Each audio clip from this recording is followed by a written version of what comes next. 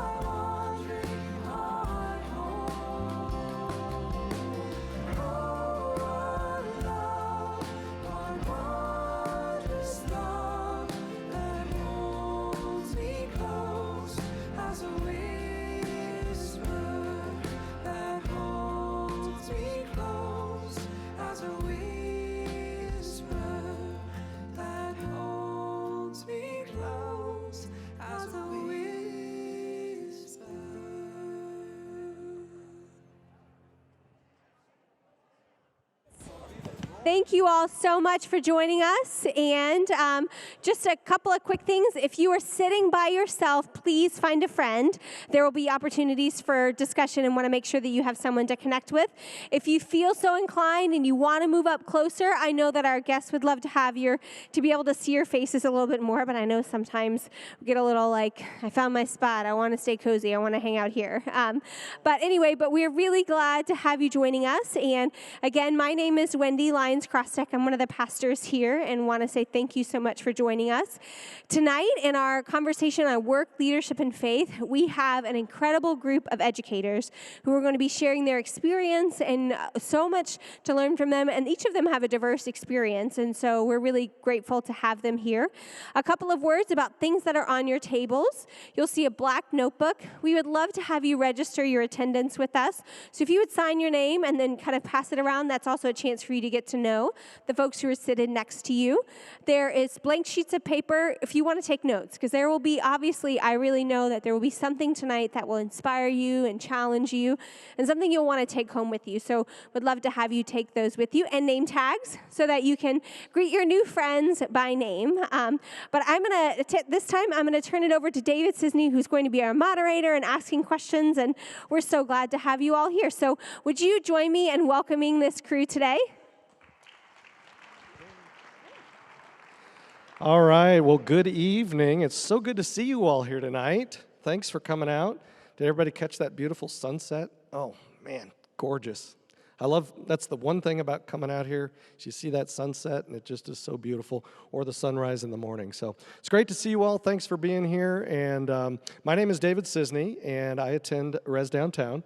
And I've got this panel of experts up here that I'm going to try to organize so that we've got a good discussion. The point of these evenings, when I was asked to do leadership in, how do I lead with my faith at my work, my place of work, I said, the last thing everybody wants to hear is 4 nights of David Sisney and about me, right? So my wife, Kelly, had the great idea of, well, why don't you wrangle in some folks that you can interview for this, and how cool would that be to actually hear from different sectors? So it's pretty awesome. Tonight's our education night. I think we've assembled a great panel. You're going to get to meet them in a minute.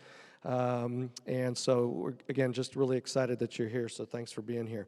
So the format is hopefully very conversational. So, we grow spiritually, we grow emotionally and mentally when we get to know someone we don't know.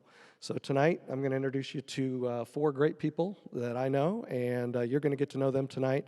And hopefully we'll just have some questions and hear what's going on in the state of education around this city from a myriad of perspectives, which is pretty interesting. And then we'll open it up to you all at the end for any questions that you may have. So without further ado, I'm going to start to my right. This is Eric Williams. Eric, I'm going to just let you go down this list of things you're supposed to tell everybody. All right. Been teaching for 7 years. My first year teaching at Shawnee Mission Northwest. Previous 6 years I was at Schlegel High School in Kansas City, Kansas. I've been attending Church of the Resurrection for 8 years. Contractually obligated. Pastor Ann Williams is my wife. So package deal. Yeah. I'd say it's a pretty good package. I forgot, I'm going to be honest, I forgot the little. Kids? Oh, yeah, 2 kids. Jude, 5 years old, Reed, 2.5, and then last one. Leadership principles you live by, any? So my focus in my classroom is, it started with a class I did here with my small group called Listen to My Life, which I don't know if they still do it out here at Leawood or not, but it taught me that everyone has a story. And you can't rush to judgment because you don't know what people have gone through or going through at that moment. So I try to just build relationships with my students. And to me, it's less about content first. It's more about relationships first. And then once you develop those relationships, possibilities are endless. Brian. Is it on? Okay. I wasn't sure how to turn this thing on. Is it on or not? They got you back there. Oh, okay. My name is Brian Van Osdale. I am the principal at East High School in Kansas City, Missouri. This is my 21st year. I've been an administrator this is the 7th year, and then I was 14 years in the classroom. I taught basically social sciences, American government, world geography, American history, world history, all those kind of things in high school. I've been going to downtown since day one. I even went to the pre-launching of downtown. So I've been there, and no kids except for a dog. I have a little over 1,300. I don't call them kids. I have 1,300 young adults, let's put it that way, that I get to work with every day. And I guess my leadership style, the things with the leadership principle, there is a quote I said to some of my students years ago, and they kind of attribute it now to Mr. Van, but it's life is full of choices. Choose carefully. And I actually had it made into a poster, and I used to keep it in my classroom.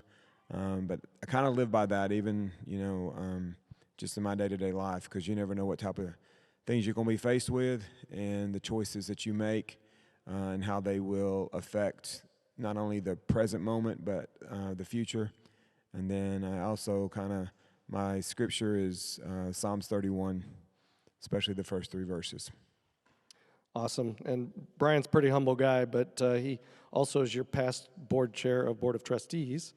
And so appreciate your service in that. There was a lot of things happening during your tenure on Board of Trustees. So, Amanda. Well, first I want to say I'm really curious what my heart rate is on my watch because I'm 101 beats per minute. Uh-oh. I get really nervous talking in front of adults. We're trained to be in a room of children, and children are really good listeners relative to adults, but you guys seem like very captive audience, which maybe is more nerve-wracking. My name's Amanda Williamson, and I have been attending Church of the Resurrection since 2012 at the downtown campus. I currently work as an instructional coach for Guadalupe Center's charter schools in downtown Kansas City. Before that, I taught for 9 years. I taught 5th grade in both Nebraska and here in the Kansas City area. I am married. I have a husband named Jordan, and we have a little girl named Ivy. She's almost 2, and we have a little boy coming this Christmas. So our family will be growing. As far as leadership principles that I live by, especially with my new role this year, kind of helping lead teachers and learning what that looks like, I've been thinking a lot about the things that are important to me, and I think in education and any role that you're in, people are always first. It's not a business, it's really about humans, and so I think that's a really important thing to always keep in the front of your mind. I really encourage the teachers that I work with to have a growth mindset, and I try to do the same. So making sure that I'm challenging myself and failing forward and trying to continually improve and not get stuck in things that aren't working. I try really hard to lead by example. So if I'm asking my teachers to try something or do something, or working with kids to try something and do something, that it's reasonable, it's something that I feel like I can do or I am doing. And I really feel like in education, and especially in leadership and education, visibility is really important. I think people like to feel supported and seen and heard, and so I think the more visible and available you can be to the people that you work with, the better. Awesome. Well done. All right, Greg, who are you? I am Greg Smith, and kind of got started here at Resurrection, at the campus here, and then moved on downtown. My wife is also very active in downtown, kind of activities there. I have 2 kids. They're both grown, both of them in Phoenix. I just got a grandbaby here, so that's very exciting, which is one of the reasons that I retired this last May. It was after 24 years, kind of thought it's time to try something a little bit different there. As far as kind of like leadership, I guess I always have to kind of think back and reflect. So much of what Jesus tried to tell us was to be that listener, to be that person who's taking care and helping out those that really can't speak for themselves. And without that relationship, and I think several of us have kind of alluded to that, without those kind of relationships, we're really not able to take all these opportunities, all the potential that's out there to teach these kids. I'm sure you've heard, just the stories, kids come to school and we have no idea how their day started, what happened last night, whether they've eaten. And so for us to first make that relationship one-on-one every day is, I think has just always been kind of my guiding, mission. That's awesome. That's great because so much of life and everything, no matter what business you're in, whatever you're doing, it's always comes down to relationship. So glad you brought that up. You were at Gardner Edgerton, correct? Yes. Okay. All right. Yes. Just wanted everybody to know where. I started off in the Turner School District. Okay. For about 5 years, and then I actually made the move down to Gardner because a friend of mine was a principal down there, and long story, but he just made this invite to me that I couldn't refuse. Plus, it was a growing district, and with education gets funded, and mandates and stuff. It's just always nice to be in a district where there's some growth going on that sometimes eases the pain.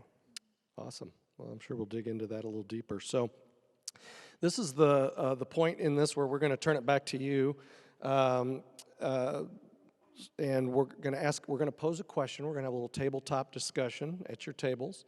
And so the question, last week we asked the question, what was your first job and what have you learned since then? But this week we're going to ask, when you were a child, what did you dream you would be when you grew up? And how did that work out for you? So we're going to take 5 minutes at your tables, have discussion amongst yourselves, because remember, this is about getting to know other people and forming relationships. So take 5, have that conversation. All right. Well, I hope you had some lively discussion. Hope that was a fun question for everyone.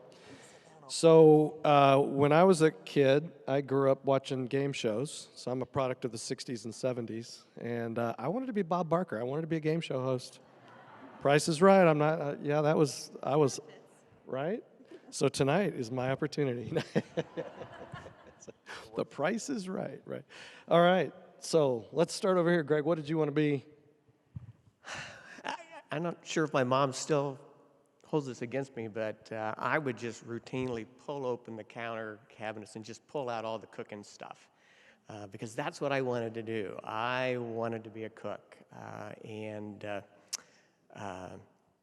so I obviously got to help mom at the big meals and the stuff there. When I got into high school, I got myself a job at a local kind of a hamburger joint with some really good people.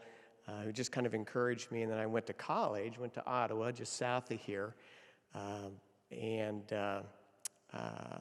my major was going to be small business management with emphasis on food service.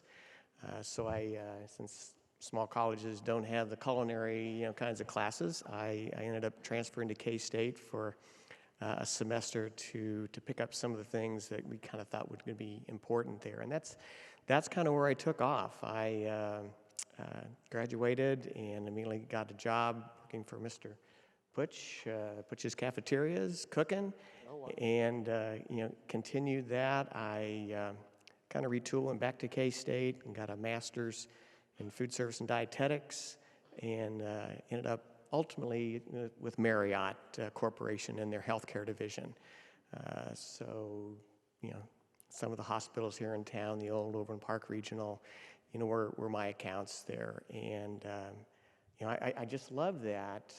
But I don't know. I got to the point where, even though I was just kind of doing the Monday through Friday job, and the pay was good, and I enjoyed the people, something was missing, and I couldn't figure it out. But I knew that I had to find something, so I took 6 months off, just quit. Love my wife. Took 6 months off, did some interest kind of surveys, talked to a lot of people, and it just kind of like a bell rung and said, hey, you love kids. I'd worked at summer camps, Presbyterian church camp up north of the river, cooking up there, and it just rang a bell. So that's awesome. Went back and retooled at KU, and oh, you went to that other school. The wife was not going to go back to K-State. Well, it's okay because blue and red makes purple, so you're okay. I know. We were good. I will say one thing here. I think I'm one of the few people I got through my entire KU experience without using an ID card. I did not get one of those because they charged $5 for them. There you go. Awesome. Great story. Amanda. Well, growing up, my parents were divorced, and I thought it completely unfair, the kind of sharing situation that was determined for me between my parents. My dad lived in Texas, so the visitation looked a lot different than just like a weekend across town. It involved airplanes and missing holiday events and a lot of things like that. And I just thought, man, this is just not right. Especially the older I got and the more of a social life I got, I was extra frustrated by it. So I thought, I want to be like a judge of some sort and be able to like help kids have a voice in their situation when families are kind of changed, the way they look change, and that all takes place. And I thought, I'm going to be able to help give voice to kids so that they can have a say in what their visitation looks like. And I'm not a judge. I shared with David when he was talking to me about it, I did not want to study law in college. I have way too much of a social life for that. So I like to hang out with my friends, not hang out with my books at night. So I went into education. So I'm helping kids just a little differently. There you go. I like that. Brian? I guess I'm the boring one because I'm doing what I dreamed I wanted to do. That's not boring. I always wanted to be a teacher, and like a high school teacher and a baseball coach. And I was a high school teacher and a baseball coach until I became a principal. They don't let us coach. But as I told them, kind of my secret dream, and it still is, I want to be a CIA agent. So I want to go undercover and like have that little thing in the floor where you open it up and there's like 6 passports and all these different denominations of money, and you pull one out and you get it and you go out and you're wearing the all black and you jump down and you just basically Mission Impossible. Van Oz. Exactly. So growing up, I played baseball all the time and had a variety of coaches, and I had some good coaches and some coaches that left me, feeling frustrated and feeling, like I had a bad experience with it. So I always wanted to be Ricky Henderson. I wanted to play baseball professionally. That dream, that ship sailed a long time ago. But at some point in the back of my head, I always thought, you know what, when I make a lot of money, then I'll retire and go back and coach baseball. I said, I'll go be a coach. And we were in Chicago. We moved back to a small town called Burden, Kansas, when my wife finished seminary. And I started substitute teaching and coached middle school basketball. And I'd go to the football games, and all the kids would come swarm over me, Mr. Williams, and they'd all come hang out around me. And then one of the administrators pulled me aside and said, have you thought about teaching? No one in my life had ever approached me and said, hey, you'd be a good teacher. I said, no, I've never thought about teaching. I said, I'm just a sub, So I went back to school and got my teaching degree. And then first week on the job, they were like, there's a coaching position open. I was like, yep, I'll do it. So I didn't dream of being a teacher, but I dreamed of being a coach in the back of my head, and coached basketball for 5 years, baseball for 5 years at Schlegel, and I'm coaching basketball at Shawn Mission South this year. So Awesome. So it's interesting how we kind of play into, so I'm sure you learned that at your tables as well, how somehow you figure out that passion comes out one way or the other. And a lot of times that stems from our childhood, so that's awesome. So, all right, well, thanks for sharing. So let's dig into this a little bit. And obviously this is about, these evenings are about how we how we demonstrate our faith, or how maybe our faith is tested, or how, in some cases, last week we learned from Joan that being a federally funded nonprofit, you can't just always have your faith out there, but clearly she lives her faith every day. So we're going to dive into that a little bit, and what I'd like for somebody to just grab this first question, share a story that happened, in school, maybe with a kid or something, where your faith was seriously tested, and how did you handle that?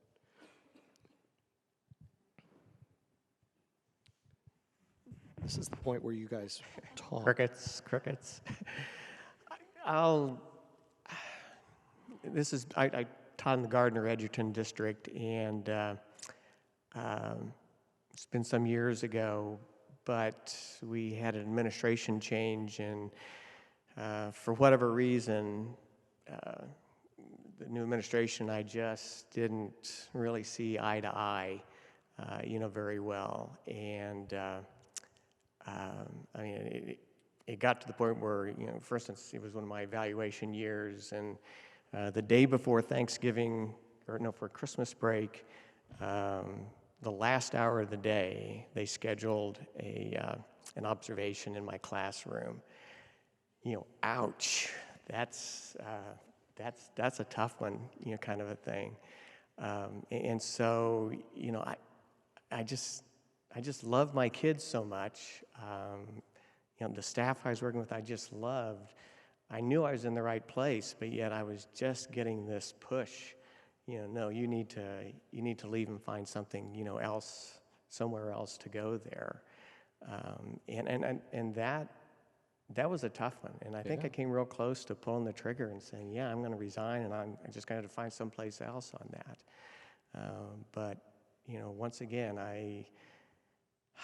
must have been a lot of prayers going for that, for me to stay, because as it panned out, the administrators, both of them, they resigned, instead, and so I was able to kind of carry on. And I think that the lesson that I learned from that was, even though I felt that I'd kind of been wronged, I didn't know why this had to happen to me. You can't carry that kind of anger around. It just eats you alive. And once again, I'm there for another reason that's bigger than me. Yeah, and I know everybody's experienced that, right? Whether you're a teacher, whether you're in a work environment, you've got that boss that's, a horrible boss. How are you going to work through that? And so I've certainly been in that situation where there's a lot of prayer time and discussion. It's like, so, that's that opportunity to self-reflect and really, determine if you're on the right path or the path for your calling, right? Because, we feel like we're tested in every way at times. And so how we work through that is critical. Anyone else want to jump in on that? I mean, I don't know. I think, in my short career, the hardest part is kids open up and they'll share everything and anything that's going on in their life. Having 140 kids, throughout the day, and you've got 1,300. We know things about what goes on at home. As a basketball coach, I would take kids home in the middle of the winter, and the street would be pitch black, and I'd be like, "Where?" They're like, "Drop me off right here." I'm like, "There's no lights on." They're like, "I live down there," and the house was pitch black, no lights at all, no electricity. They couldn't pay the bill. And that was just one kid, but that story can be told multiple times throughout our city. The hardest part for my faith with that is not being able to wave a wand, and fix all the problems, because, we care so much about these kids. They become part of us, and having your faith tested in that way of like, what can I do to contribute to bettering their life? Or being some sort of positive influence, so that I can maybe take their mind off of all the struggles that they're dealing with outside of school. So That's awesome. I think mine has been every time I've stood over a casket and I've seen one of my students gunned down. Beginning of the third week of school this year, one of our students was murdered because he happened to be sitting in a car with his cousin outside of his aunt's house as his brother ran in to drop something off. And a carload of adults drove by. All three of them emptied their pistols, guns, into the car. And asking why. Having to go back to school the next day, and the kids asking me, "Mr. Van, why? Why does it always happen to us?" Why do people hate us? And it's tough because I've had a lot of my times sitting in my home by myself, talking to God and going, why? Why do they have to suffer like this? Why did they have to be gunned down when they're 14, 15, 16 years old? Hearing one of your students sitting in class and you ask them what their goals are, and they tell you to get to my 16th birthday. Because statistically, for most young black males in the inner city, many of them don't ever make it to their 16th birthday. I still struggle with that. And that's probably going to be the first question I ask when I get to heaven. Why? That's what I so respect about you, Brian, and where you have chosen to educate and lead. You've always been in the inner city schools, and you've made that your mission in life, and I so respect that because I don't know how you do it. So I kind of want to follow that up and put you on the spot. It's like, how do you help these kids through this? I mean, I know you're a deep man of faith, and I know you spend a great deal of time on your knees. We talk about that often, but you can't really lead that way with your kids, can you? Or do you? Or how does that play out in public school? Nobody call the district about me, please. What I'm about to say. He said, if you're ashamed of me in front of man, I'll be ashamed of you in front of my Father. My faith is my faith. It's what gets me up in the morning. It's what makes me put one foot in front of the other. I have had prayer in my office with students. When we take tests, I will walk by and put my hand on a door and pray for that class. I'm not going to deny my faith. For many of them, they share the same faith that I do. I'm not walking around trying to convert anyone. But when you see the things that I see every single day, it's why I don't like cold weather. Also, I'm Southern, but I just don't like cold weather. It's because so many of my students come to school with no coats on. We have 55 countries and 43 languages spoken in my building. And we are predominantly refugee and undocumented immigrant students. And so many of them have no winter coats. They will come and just pull the blanket off of their bed. And they get off the buses wrapped in a blanket. They have no socks. Their shoes will have holes in them. I worry, but I pray that God will provide in His way and in His time, and He will make sure that the times, like what Eric was saying, that the lights are off, that somehow they'll be turned back on, that there will be enough heat. It's very hard on Christmas break when you see them go away because you know how many times they're not going to get any food. Because all of our students were 100% free and reduced lunch, so they get a free breakfast and a free lunch. If they go to tutoring after school, they get a free supper. So, but I will not deny my faith. And so I will, when students have came to me and talked to me, and they're like, Mr. Van, we know you believe in God, and we know you go to church. And, like I said, I'm not there to convert anybody. But I wouldn't be able to go to work if I didn't have my faith, because I would have already went insane.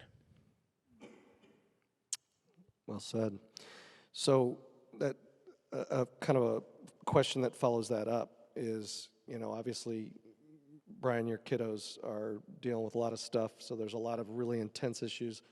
I know that's everywhere, not just at East High. So how do you guys not take that home with you? I mean, how do you separate that? Do you take it home with you? What does that look like? Yeah, we take it home with us.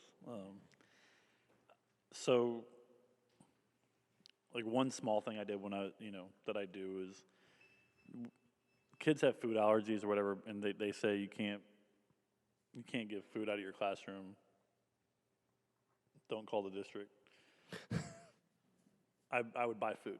Go to Sam's Club. I'd buy 24, energy bars, the big ones.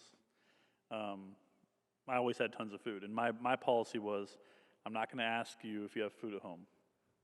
I'm not going to make you like fill out a form or anything or prove that you need food. I just had a hidden stash, and I'd tell my kids, if you need food, come ask. I said, but don't be greedy.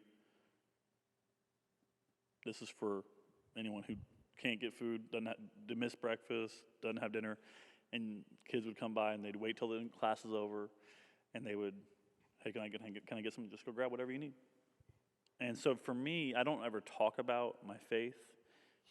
I'm still new into the career and into the field, and separation church and state and all that kind of stuff. And I know that I have kids that are atheists because they've told me. I know I have kids that are Jewish, Muslim, different faiths. Yeah. But love is love, right? And if you love your neighbors, you love yourself, right? Kids see that, and they see that authentically that you love them. I think, and that's when you develop those relationships. And that's when you're able to go beyond the classroom. Open a door. That's awesome. Yep. Well said. I kind of want to talk about it from a little bit of a different perspective. Please. The first school that I taught at was primarily low income, high refugee, very diverse school. I was only there 2 years, and it was in Lincoln, Nebraska. And I learned how to be a teacher in that same kind of environment. So really learned my craft and my skill working with kids that had a lot of needs, that didn't have families around and a lot of resources. But I'm from this area. I'm actually a product of Liberty, Missouri, which is, up north suburb, not in the city. Definitely didn't grow up, beyond wealth, but I had everything that I needed. All my needs were met, as did most of the kids that I went to high school with. I left Nebraska and came back to Kansas City to be close to my family, and was able to get a job teaching in Liberty, knowing a lot of people there and having been a product of that area. And I really struggled my first year transitioning because I was with a group of kids that didn't need me the same way. They didn't come from homes that they didn't have resources, that they didn't have food. There's always a few of those in every district and every place, but that wasn't the majority. And I really felt like, man, like, what is the purpose of this? I didn't feel like I had that purpose in my job that I'd had before. I wasn't needed the same. I felt like if I didn't show up to work, my kids wouldn't even know. They'd be like, oh, with or without me, they were going to be just fine for the school year. And I really struggled with that and didn't feel fulfilled. And I remember one time we were doing a pancake breakfast. The school was paying for a pancake breakfast for all the kids to kick off state testing or whatever. And that year, the school had decided, hey, everybody gets one go through the pancake station, no seconds. And I'm like, well, that's reasonable. That's a normal, and they get several pancakes anyways on their first go through. And my whole class was just so disgruntled by this. They were just like, what? We only get one serving of pancakes? This is crap. I mean, they were just so mad. And I'm sitting there going are you serious right now? And I just stopped. And I was so mad. We went to the pancake breakfast. I was fuming. During my plan time, I was it dawned on me, this is my job. This is my purpose. I'm not in that position supporting kids that don't have needs, but I need to build humans that have empathy for people that have needs, for their peers that have needs, for, like we've mentioned, people have stories that you don't know. They come in and they look like everything's fine. You don't know if everything's fine. You don't know what they're going through. And so we spent the better part of the day reading news articles and watching a video about an urban garden in a city where they were trying to feed people that didn't have food and all these things. And I'm like, you guys are over here crying because you only got 3 pancakes, and then there's people that haven't eaten for 3 days. There's kids your age in this country that don't have things. There's kids in this city, especially in other areas of the city, not in Liberty. And I was like, okay, that's my mission. And I felt like God kind of gave me that moment to say, you get to make an impact and kind of change the narrative for kids that have what they need, and create compassionate people to be able to go into these other areas and help and support and love on their neighbors, and not make assumptions and not complain about what we have, but to be grateful for what we have. So that caring for people, that bringing things home is very real. And then it's also the kids that have stuff, bringing that home, where it's how am I gonna impact these people to make them be able to go out and make a positive impact on people around them. That's awesome. And I think that we're all kind of sensitive to the roles that schools are taking more and more. I think we're not only teachers, we're counselors, we're nurses, we're social workers. We're trying to find those kind of resources there, and why that's kind of a fine balancing act for a classroom teacher to say, well, hey, I can only do this much here. I think most educators are still going to say, I'm going to do whatever it takes. I'm spending a lot more time at school here than I probably should, but this is important. And yeah, I think you can speak to it a lot more than I can, as far as all the roles now that administrators, teachers, educators are taking on. And I think it will increase. I don't think there's any end in sight here. Well, and it's interesting, but I think of all the teachers I remember the most, right? And I'm sure you all are doing this too, right? You're thinking of those teachers that had the greatest impact in your life, and it was probably those teachers that really made that difference and were willing to be vulnerable and form that relationship with you, and actually cared about you, and and fed into you because they believed in you. And we remember those teachers, right? And what I love about this panel is I guarantee you, how crazy is that to think that you are those teachers that your students will remember forever, leading in the way you do. So we appreciate you guys and the roles you play in our kids' lives. It's a very important work. So I'm curious, has anybody gotten in trouble expressing their faith at work? Anybody got slapped back or told, hey, you crossed the line? No? No. Okay. Well, that's an easy one. All right, good. All right. So, there's that opportunity to express faith, and we've heard where you do that, but have there ever been moments where you've purposely not, because it was a situation where it would have been awkward, or you were uncomfortable, or you felt like your students or other teachers might be put in a position? So is there an opportunity where you haven't expressed your faith on purpose? Situation you can think of. Yeah, I think for me, kind of similar to what Eric was saying earlier, I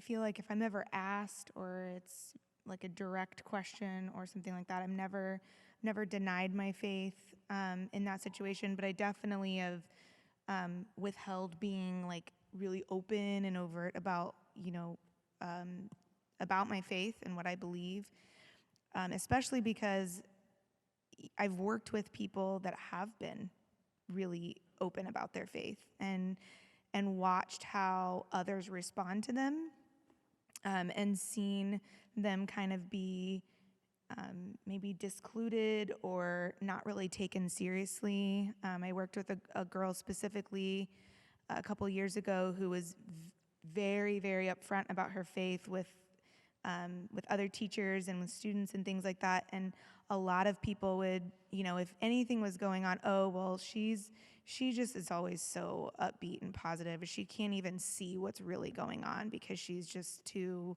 blinded by her faith. And kind of hearing that stuff makes you kind of think, well, I don't want to be the person that no one will come to, because I want to be able to reach people. I want to be able to have relationships with my teammates and my students and their families and things like that. But then at the same time, how do I balance that with being an example and living out my faith in a way where I'm not saying, maybe directly saying it, but what actions and what things am I doing? How am I treating people so that I'm kind of living that? But I appreciate the question, because I think you have, in order to kind of take it to the next level, there's a lot of nice people that aren't necessarily Christians, that don't have a faith. And so how do you create opportunity for people to then ask you why you live the way you live or why you do the things you do? So I think that that's something I'm continuing to think about in my job. Yeah. Anybody else want to add to that? So let's jump into the heat of the matter. Active shooter. Unfortunately and tragically, it's something that is a very real scenario in schools these days and things you have to deal with. So, how does your faith inform you in this process of what's going on in schools? What does that look like in schools now, and how do you deal with that? And I'm just trying to ferret out how that plays a role, because that's something I certainly never dealt with in my years in school, and it's a pretty important thing at this point. So is there a faith-informed discussion around that, or is it just training?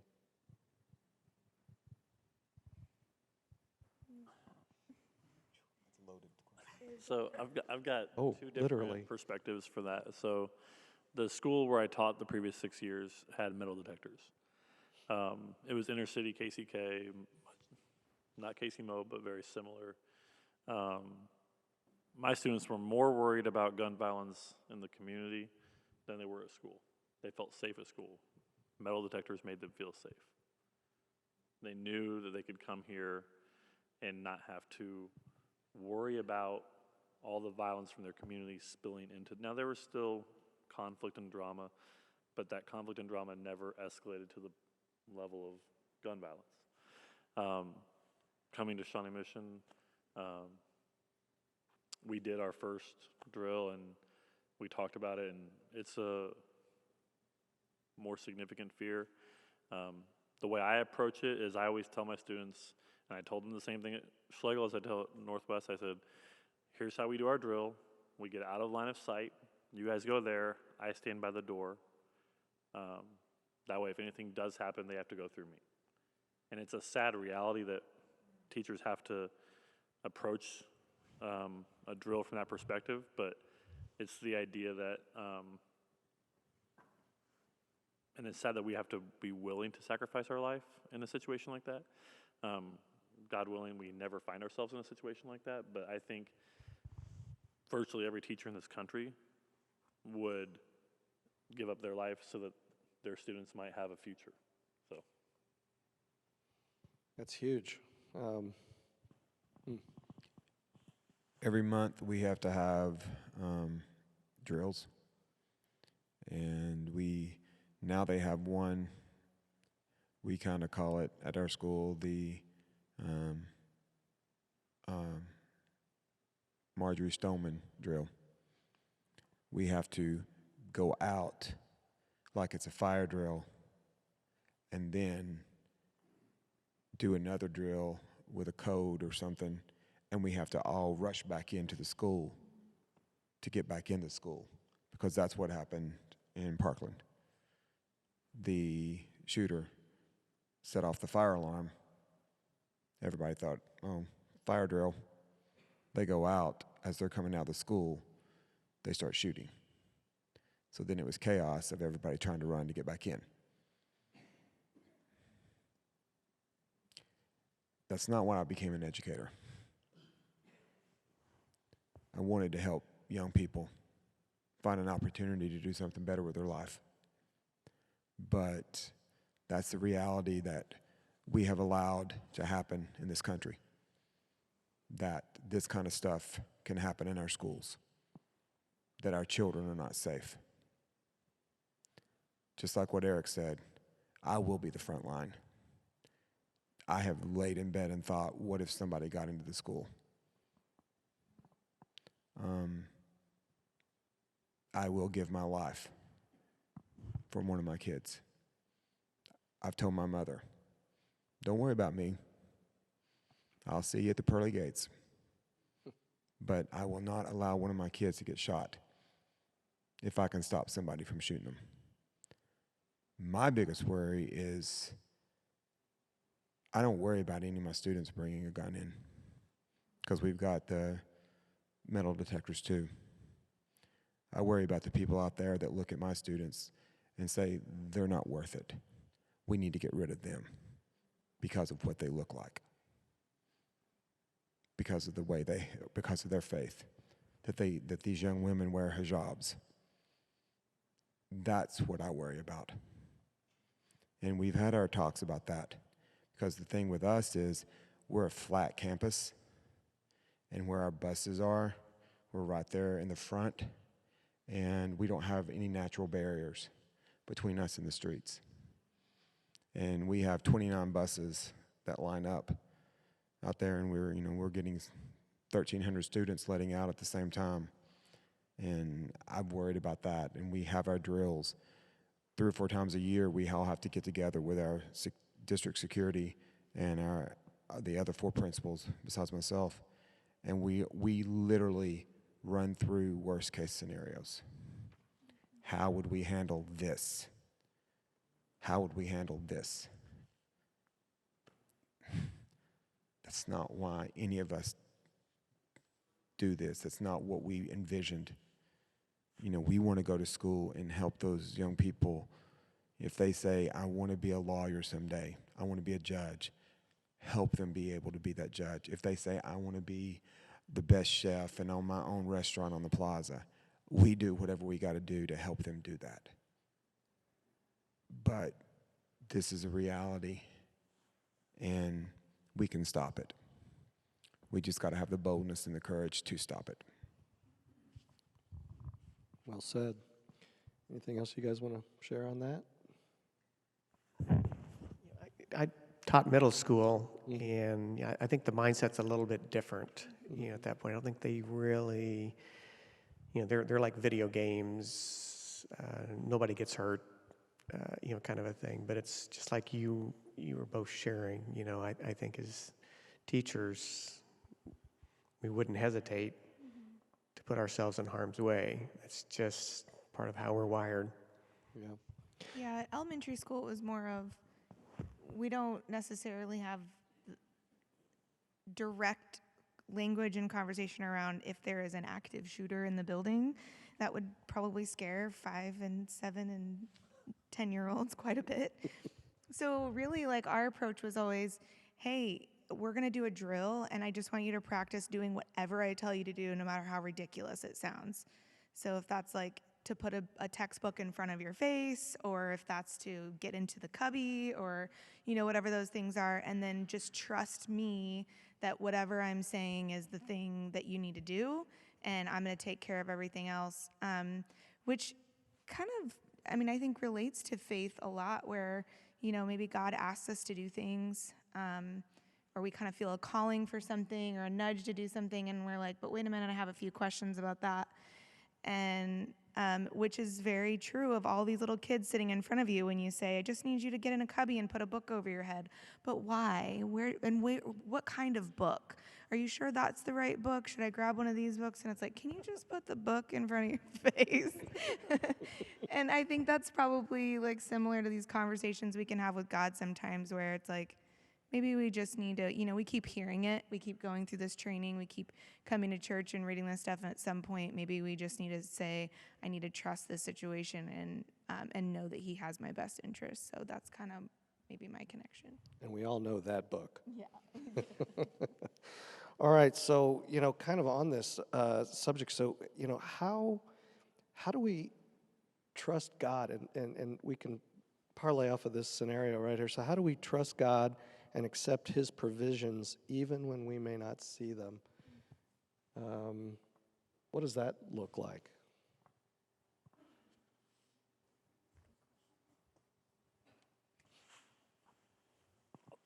I'll start. So I'm going to share a story of just something that happened today.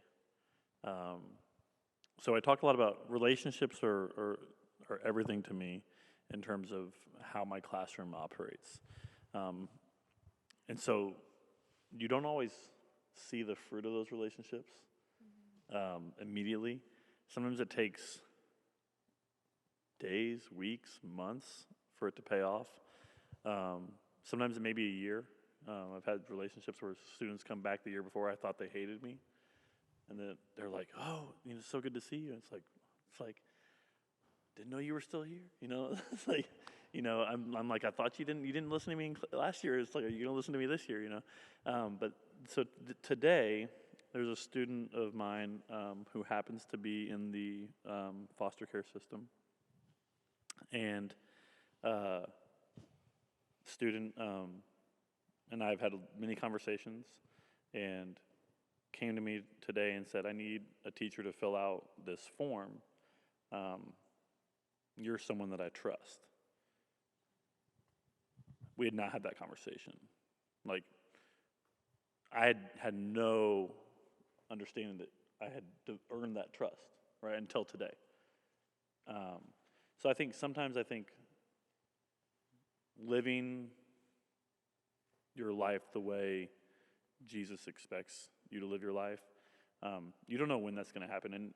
In education, it might be they graduate high school and then they come back and they want to talk to you. So I just went to support some of my former students up at Schlegel, and as I'm there, I'm talking to the secretary, and she goes, so-and-so just came back to the school today. He graduated 2 years ago, and he was, kid had a lot of trouble, hard life. And he and I had many, many conversations, and he had many, many blow-ups at me, and we had many, many more conversations. And he came back, and I was the one teacher apparently that he wanted to see, and he was heartbroken that I wasn't there. But I think you don't always see the payoff. And I think if you're in an industry that's maybe not education, you might have employees or coworkers that you pour into that relationship, and you don't really know that they appreciate you. Maybe they never communicate that, but you have to trust that whatever you're doing in that relationship is building, and representing God's love. And I just kind of want to, I totally agree with you, on that. And I think we all have stories that be similar. But I think there's still times, as an educator, where we can kind of bend that line a little bit and help our students, explore their faith to kind of verbalize their faith. So I taught 8th grade science, for instance, and when we got to history of the earth, I would always kind of start the whole thing off and say, I'd say, time out. I'm on my little soapbox here. I said, we're going to be talking about some stuff that maybe your church, your synagogue is going to say, no, that's not the way it happened, or this is not the time frame that it occurred in. And I said, I am not asking you to change that at all. Hold on to that. Embrace that. I said, but, this is, scientists' best explanation based on fossil record, based on, and so then we go through our whole, kind of unit. And then I'd kind of end it off, instead of a test, I'd say, all right, so now you tell me your history of the earth. And I would give them some guidelines saying, well, you've got to use, like the word fossil in there. You've got to use, eon. You've got, I'd give them like a word bank of stuff. And I said, if you just want to tell me the history of the earth based on what we talked about, that's great. I would love to, to hear your understanding now. I said, if you want to share your faith, in your story there, where it matches up, where it doesn't match up, I said, I would love that.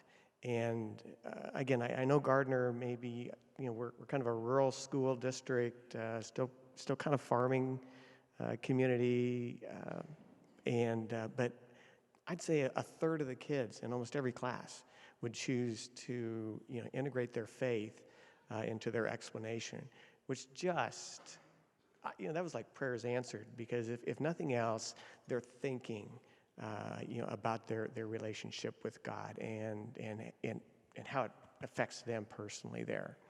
Loved it. So again, I think there's ways that educators that we can still cross those lines that we're kind of told not to cross. That's great. That's certainly that cross of science and faith and religion and how that all plays out. And certainly as Methodists here at Resurrection, we don't check our brains at the door. We're given both sides of the story. We're allowed to think through it and come to those thoughts on our own, and we know that all of that coexists together beautifully. I love how Adam positions that for us all when we're talking about this, right? So who did the Big Bang, right? So, right. Awesome. All right, so we've got about just under 12 minutes left, and I've got some other questions, but we want to hear from you all. There's maybe some pressing things that you came tonight for this panel that you would like them to answer. Yeah, you guys. Yeah. And so, are there any questions from the floor that you would like to ask this esteemed panel? Okay. First of all, I want to say thank you so much for coming to share. I'm a kindergarten teacher, and so I'm inspired by all of you. I teach in KCK, and so my question would be, how do you constantly keep your cup full, or maybe not constantly, but how do you try to keep your cup full of positivity in the midst of feeling like there is so much pressure to do what's best for the kids, to do what the administration and central office tells you to do, when everything seems like it's always changing and there's always high needs things? Like, how do you keep yourself grounded in the midst of everything? Because I'm struggling and I need help. Are you a teacher? Yeah, I teach kindergarten. I think, yeah, right. I think that one of the things I've learned most, because in my first few years of teaching, it was easy to get overwhelmed. And education is like constantly evolving and changing, and so you're always learning new things and keeping up with the new stuff. And then obviously you're working in the business of people, and so there's that change constantly. So I think, like, for me, just trying to learn methods of self-care outside of work, trying to find people that can pour into me outside of my work day, people that I look up to or admire. And some of that, too, was trying to set boundaries while I was at work. So being able to say, this is really important, and these are the things that I really need to do today. Understanding that it like feels like, because we're working with kids and we have all this pressure and we want to get it right for them, you don't want to mess anything up. But it's like, is this really an on fire thing? Is this something I have to solve today? Or, can I just list a few things that I really need to focus on today? Make sure I definitely put in there to, like, love my kids, pour into my kids. But then I'll do these tasks that have kind of been given to me from administrators or the district or things like that. And then say, that other stuff will be there tomorrow. And being okay with it being there tomorrow, and if I don't get to it tomorrow, then that's okay. Then I'll get to it the next day. And so I think just understanding better how to prioritize which I think just takes practice and like time trying to kind of figure out what that is for you in your like specific district and situation. But I think boundaries for yourself are really important in education so that you can keep your cup full. And just real quick, I would kind of add on to that. Find a mentor. Find somebody who's a little bit older that you're looking up to, that you respect, that you can just go in and say, horrible day today. And do your cry, and then have them just help you pick up for that next day. That's great advice. Hi, folks. Hey, thanks a lot I know it takes a lot of courage to sit up there and try to put some organized thoughts together at the same time. My questions are really, there's three of them, and I've grouped you into a set of three because you've had different experiences throughout your careers. And the first one I grouped, I believe it's Brian and Eric. Tell me what resources have you seen over the years that have been made available? And I don't even want to call it parents. My experience has been that most of these kids have guardians that perhaps they haven't had in the past, or maybe some of those resources have been taken away from them to try to improve access to just the basics that they need. And then tell me a little bit more about what the source of, and I'm just going to use the word poverty. What is the source? What is causing that poverty? What do you observe on a daily basis that if you could fix it tomorrow, would it be, hey, putting a $100 bill in their wallets every day? I don't know. And then what are the changes you've seen during your tenures with respect to access to those basics? And then Amanda, what allowances are you making in your lesson plans for kids who are learning at different rates? And since I believe you're at a charter school, do you find that you have more freedom in this environment versus perhaps at a traditional public school? And finally, Greg, what are the predominant curriculum changes you've observed during your tenure? You go first. Oh boy, how much time do we have? Yes. Okay, short, sweet, and to the point. And I don't say this to offend anyone, because I might not know you, but you're my brothers and sisters in Christ, so I love everybody here. Folks, we got enough stuff downtown. We don't need any more big buildings. We need economic development east of Troost. That will change the life of my students. I live just a couple blocks from him now. I just bought a house east of Troost. I live on Lake Avenue, basically Lake and Paseo. And I drive down 27th Street every morning to go to work to Van Brunt, turn left on Van Brunt. There's so many abandoned buildings, crumbling buildings. I pass one convenience store.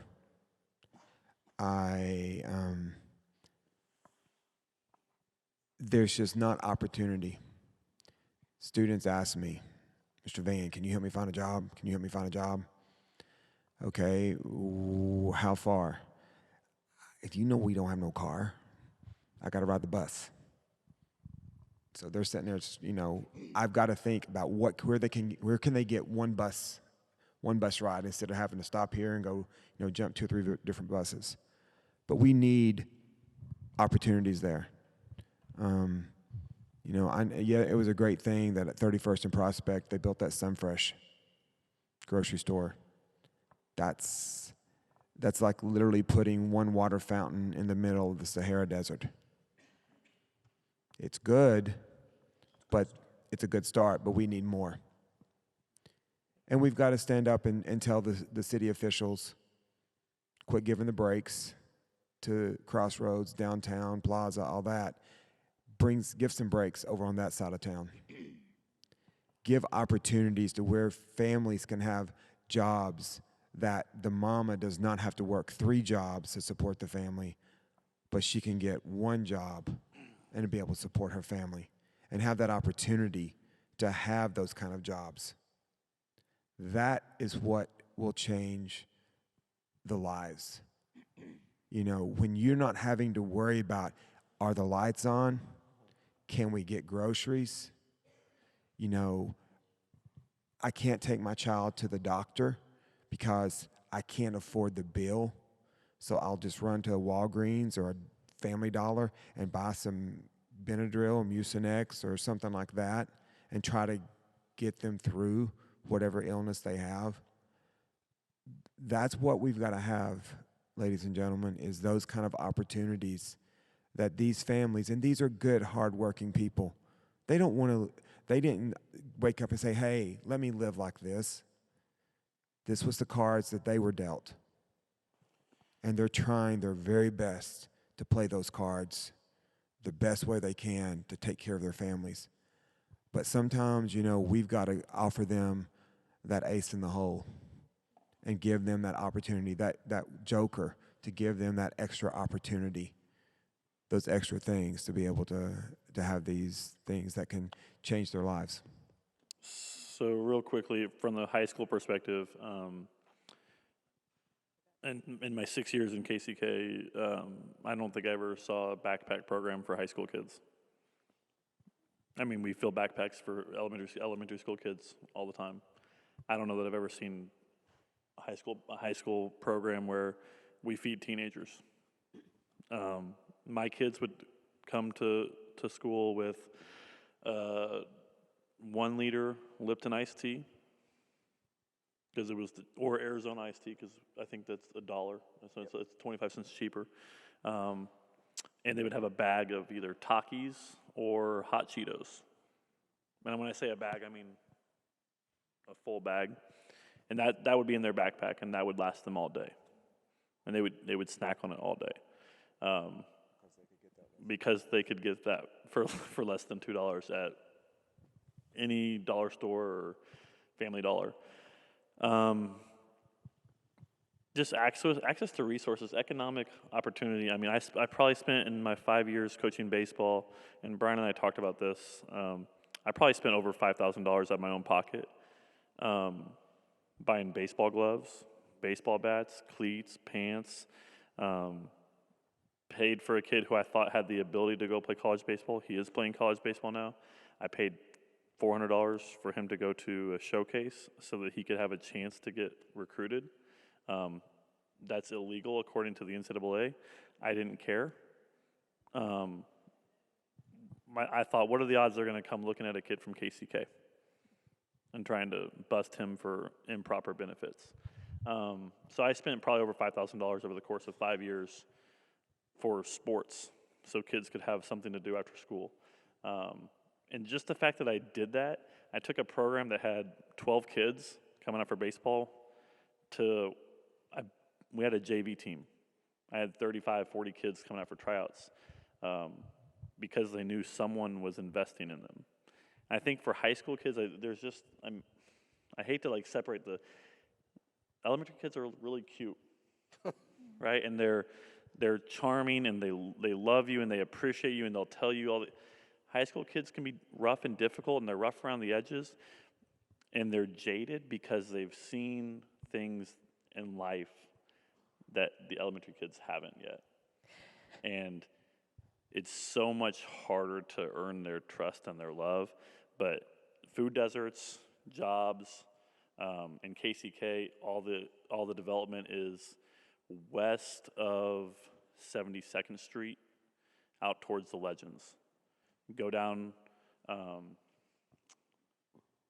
blanking on the street. No, not Parallel. Parallel, but it's down where Wyandott's at. Go down by Wyandotte, and it's the same as what Brian's describing east of Troost. And I think it's really hard for them to make it. So I'll let you guys talk about the other questions. Yeah, I'll answer. Before you start talking, sorry, Amanda, I know that there are some of you have to pick up children, and it's right at 7:46, so we needed to get out at 7:45. If you can answer super quick, and then we'll wrap it up. So, Yep. Okay. I'll just quick answer the two things that you talked about as far as like how rigid and structured and things that are kind of required in a charter school, it definitely depends on the charter school. The charter school that I'm experiencing right now, their main goal is to get these kids to read, and we are often saying we're in 911 country. So the amount of pressure placed on teachers for lesson plans and the rigor and depth that we're doing that and the supports we're providing are extreme, more so than I've seen in any other place that I've worked. And so I think teachers are working probably like 3 or 4 times harder than any other place I've worked, which is kind of crazy. And it makes differentiating for kids that much harder because you're spending so much energy trying to plan and just get kids to read. When you start differentiating for a class of kids, you have more than 15 to 20 kids in a class, which is pretty common. It makes it very difficult, if not impossible, to actually differentiate for all of your kids. So you kind of try to identify little pockets, like the highest need, and that's the short answer. Greg, how about we let you answer offline? And because I want to wrap, but I think what I want everybody, obviously, Church of the Resurrection is pretty amazing in that we adopt so many schools in the inner city and around this city. East High is one of the only adopted high school that you help to support. And so you being here tonight, I believe in my heart of hearts that you're the most passionate about this. So I hope that you are taking every opportunity to volunteer and read to kids of any of our elementary schools that we've adopted and or support the schools. My heart, really, I was crying out when you were saying kids were showing up without coats. And, how easy would that be for Church of the Resurrection to have a coat drive, and we do that. So there are answers, and there is ways that God can play a role in that through you, through your hands and your support of these schools. So hopefully you heard that tonight. You'll carry that message with you tonight. I'm going to turn it back to Wendy and let her get us out of here. All right. Thank you, guys. Will you join me and give me a round of applause? Thank you so much. Well, I think about some of the educators, some of the professors, the teachers that have made such an impact in my life, and thank you for being some of those people for so many students.